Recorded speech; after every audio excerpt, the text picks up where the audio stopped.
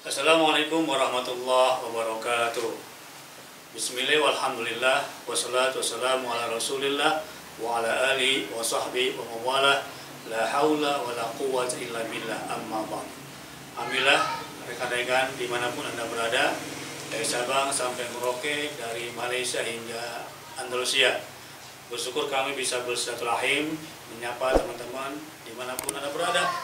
Jarak bukan lagi masalah, kemudian tempat yang jauh bukan lagi halangan. Kita bisa berjumpa, alhamdulillah, melalui media ini.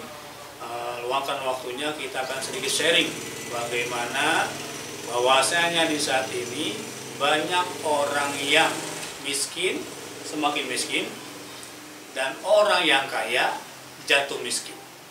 Akan saya berikan tips bagaimana supaya kita keluar, jangan sampai kita terjerumus dalam kubangan kemiskinan.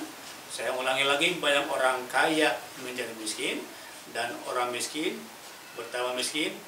Bagaimana cara keluarnya? Jangan kemana-mana.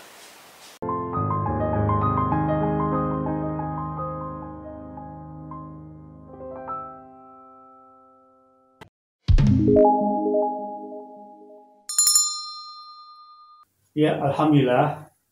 Miskin yang pertama adalah miskin iman. Ini yang kita khawatirkan dan juga Nabi khawatirkan kepada umat manusia. Apabila seorang miskin imannya, maka bagaimana mungkin dia akan buat amal soleh. Sebaliknya kalau orang kaya imannya, dia akan banyak buat amal soleh juga. Maka yang kedua adalah miskin pula dalam bidang harta. Masya Allah. Sementara di Al-Quran, ya kan, ada pasangan. Allah menciptakan kehidupan dan kematian. Allah menciptakan tertawa dan menangis. Masya Allah, ternyata di dalam Al-Quran, Quran surat An-Najm, surat nomor 53, ayat ke-43, 44, 45, dan 48, ada keajaiban, ada kehebatan, kekuasaan Allah Subhanahu wa Ta'ala. A'udzubillahi minasyaitonirrajim. Wa annahu huwa adhaka wa abka. Dan sesungguhnya dialah Allah yang menjadikan orang tertawa dan menangis. Wa annahu huwa amata wa ahya. Dan sesungguhnya dialah Allah yang mematikan dan menghidupkan. Ayat 44-nya, ya. Kemudian wa annahu khalaqaz zawjaini dzakara wal untha. Dan sesungguhnya dialah Allah yang menciptakan pasangan laki-laki dan perempuan. Di 3 ayat yang saya bacakan ini berpasangan, ya. Yang menjadikan tertawa dan menangis Allah. Kemudian yang mematikan dan menghidupkan pun Allah. Kemudian yang menciptakan pasangan laki-laki dan perempuan pun Allah Subhanahu wa Ta'ala. Tetapi ketika ayat 48-nya wa annahu huwa agna wa akna. Masya Allah, ya.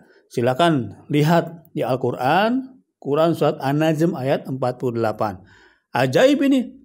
Dan sesungguhnya dialah Allah yang memberikan kekayaan dan kecukupan. Ya, bukan kemiskinan. Masya Allah, la haula wa la quwwata illa billah. Allah lah yang menciptakan kekayaan dan kecukupan. Masya Allah, ya. Kalau kita lahir dalam keadaan miskin, takdir daripada Allah. Nggak bisa milih, aduh ayah saya miskin, sementara ayah tetangga kaya. Nggak bisa, ini takdir daripada Allah Subhanahu wa Ta'ala. Terimalah dengan rasa syukur, dengan iman, dengan qada dan qadar daripada Allah Subhanahu wa Ta'ala.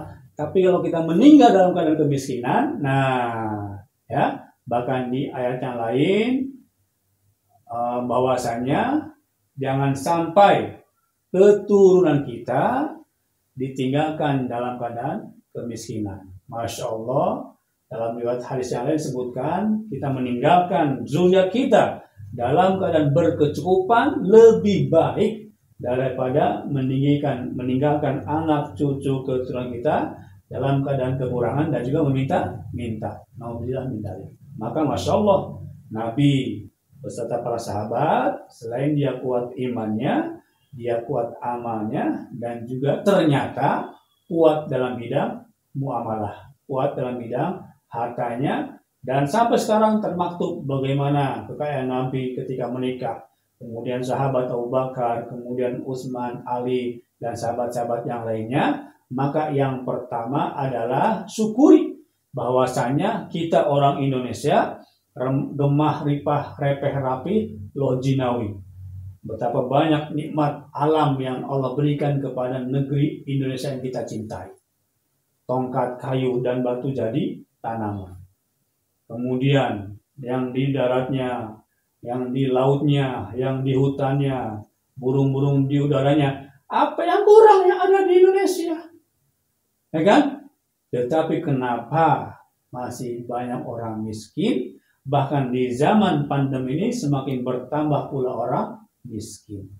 Maka Sufyan Ats-Tsauri, seorang ulama besar, dalam satu kitabnya pun menyebutkan, aku khawatir nanti di akhir zaman bahwasanya ketika seseorang itu miskin, maka yang akan dia korbankan adalah agamanya. Maka lewat video ini saya mengajak mengimbau, yuk jaga diri kita, jaga keluarga kita, jaga masyarakat tetangga kiri kanan kita, jangan sampai ada orang miskin di sekitar kita. Dan kita hilangkan kemiskinan dalam diri saya, juga hilangkan kemiskinan dalam diri keluarga dan masyarakat. Maka bersyukurlah dengan apa yang ada, dan insya Allah dialah Allah yang telah memberikan lautan nikmat dan setetes musibah, setetes masalah. Ya, Corona sekarang hanya beberapa bulan atau tahun saja. Sementara usia kita 20 tahun, 30 tahun, 40 tahun, sudah berapa tahun coba Allah berikan kita kenikmatan. Gara-gara setahun, sekian bulan kita kena corona, udah seakan-akan sempit. Padahal dialah Allah yang Maha Kaya. Maka tetap saudaraku, dimanapun Anda berada, bersyukurlah kepada Allah. Kemudian Pak Ustadz, saya nggak ada modal buat bisnis. Saya nggak bisa dagang. Bukankah Abdurrahman bin Auf ketika hijrah dari Mekah ke Madinah tanpa modal?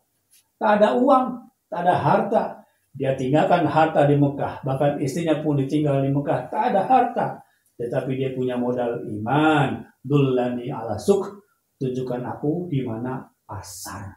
Maka demikian pula kita umat Islam. Ya, bukan sekedar jago di masjid, jago pula di pasar. Nabi kita imam di masjid, Nabi pun imam di pasar. Nabi datang ke pasar, kemudian cek seorang pedagang. Apabila timbangnya tak betul, wailul lil mutaffifin alladzina idza talu 'alan nasi yastawfun wa idza kaluhum aw wazanum yukhsirun. Celaka orang yang suka mengurangi timbangan. Kemudian Nabi datang ke pasar, dia pegang itu buah-buahan. Apabila didapatinya yang bawah basah, kemudian disembunyikan, laisa min ummati, bukan termasuk umatku yang menyembunyikan cacat barang. Masya Allah. Maka datang ke pasar dengan ketakwaan. Bahkan Umar bin Khattab dia bawa cambuk, ya, la bay'u fi sukina. Janganlah kau berjualan di pasar kami kalau tidak ngerti fikih muamalah, tidak ngerti hukum jual beli, niscaya kamu akan terjerembab kepada riba atau transaksi yang zalim. Maka teman-teman semua senantiasa bersyukur kepada Allah, kemudian mulailah berangkat ke pasar, cari di mana penjual, cari di mana pembeli, dan saat ini media online merupakan salah satu tempat di mana pasar berada. Di Facebook, di YouTube, di Instagram, di WhatsApp, jumpa sekarang, manfaatkan itu untuk transaksi jual belinya. Insya Allah 90% pintu rezeki lewat perdagangan. Mudah-mudahan lewat media ini bangkit. Yuk yang sudah miskin, bangkit, hilangkan kemiskinan dalam dirinya. Yang sudah kaya bersyukur, bantu 1-2 orang sekitar kita untuk dia bisa bangkit daripada kemiskinan.